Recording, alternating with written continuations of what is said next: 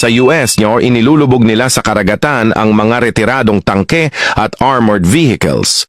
Maaaring magtunog kakaiba, pero may ilang dahilan kung bakit. Una, napakakomplikado ng estruktura ng isang tangke. Libo-libong parte ang bumubuo rito. Kung babaklasin isa-isa, sobrang mabagal at magastos. Bukod pa rito, ang bakal na nakukuha ay kadalasang halo-halo na sa ibang materyales, kaya hindi na magamit muli. Kung tutunawin naman sa mataas na temperatura, nananatiling kontaminado ang tunaw na bakal. Mas mahalaga pa, may mga sikretong militar na kasama sa disenyo ng mga tangke. Kaya ang pagbabaklas sa kanila ay may panganib na lumabas ang mga classified na impormasyon.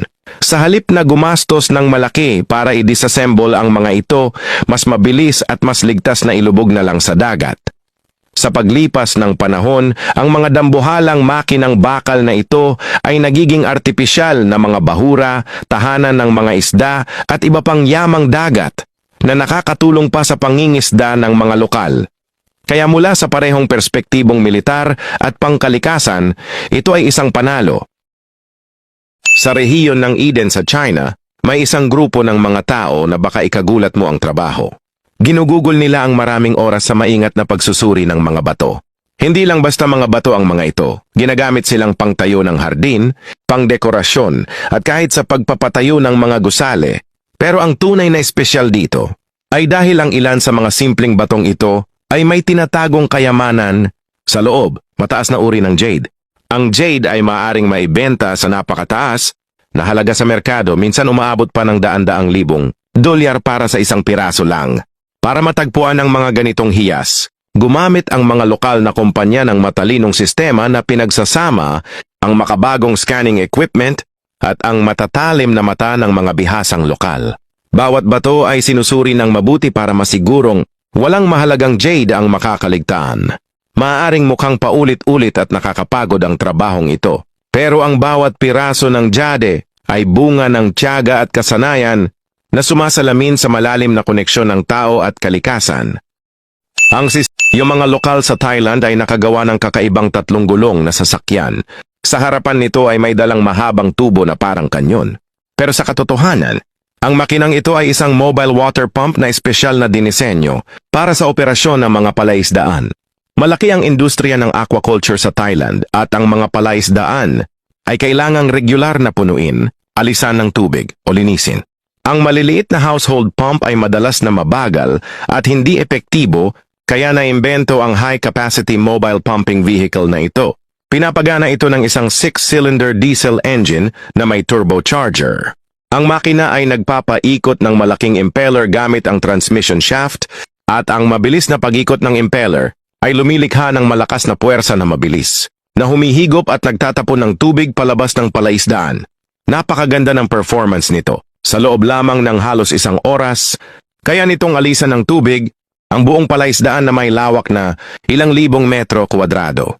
Malaki ang naitulong nito sa efficiency at kaya naging paboritong kagamitan ng mga lokal na mangingisda ng palaisdaan, ang mobile water pump.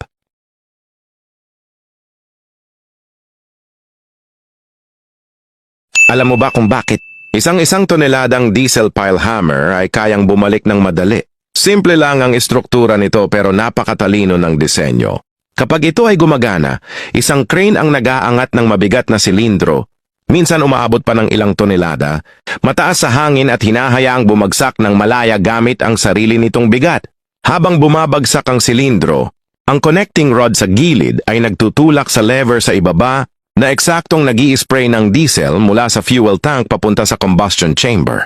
Kasabay nito, ang pababang galaw ay mabilis na nagko-compress ng hangin sa loob na nagpapainit nito hanggang mga 570 570 degrees Fahrenheit. Dahil dito, ang gasolina ay nag-i-ignite at sumasabog na nagtutulak sa internal piston at ginagawang pataas na puwersa ang enerhiya. Dahil sa init at malakas na impact, ang mga internal na parte ng makina ay mabilis na nauupod. Para manatiling maayos ang takbo at humaba ang buhay ng makina, mano-manong nilalagyan ng mataas na kalidad na langis ng makina, malapit sa piston para sa lubrication at proteksyon. Yung mga diesel pile hammer ay karaniwang may dalawang uri, lead-guided at cylinder type, pero Halos pareho lang ang paraan ng kanilang trabaho. Dahil sa kanilang pagiging epektibo at mataas na antas ng automation, ang diesel pile hammer ay naging mahalagang kagamitan sa mga modernong construction site. Ito ang Vietnam kung saan ang mga manggagawa ay nangongolekta ng parang jelly na lumalabas mula sa mga puno. Tinatawag itong snow gum. Maraming tao ang nagkakamali at iniisip na pareho ito ng bird's nest. Pero magkaiba sila. Ang snow gum ay isang natural na dagta na nililikha ng punong kilala bilang Filler cladus.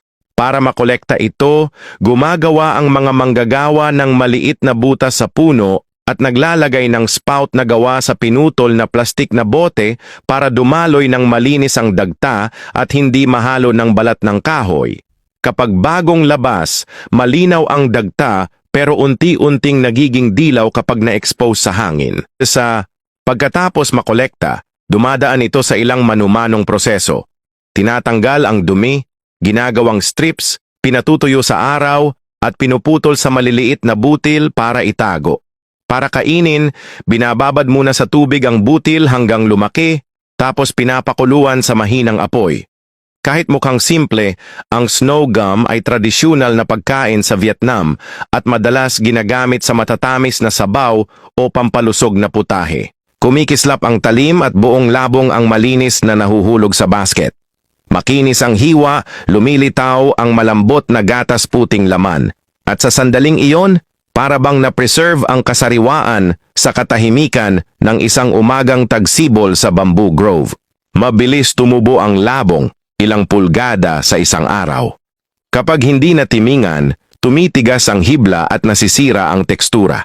Kaya paano mo puputulin ng malambot pero hindi nasisira ang punuan?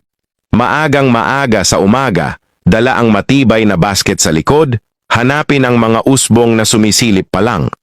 Mataba pero hindi sobrang taba. Putulin sa taas na 1 hanggang 2 pulgada mula sa ugat, pahilis ang hiwa para mas malinis at madali. Ang pagbabalat nito ay parang tunog ng bagong pitas na mais at kasing kinis ng nilagang itlog ang hawak. Kung hindi lulutuin agad, panatilihin itong sariwa sa tubig o i-blanch at i-freeze para tumagal ng ilang linggo.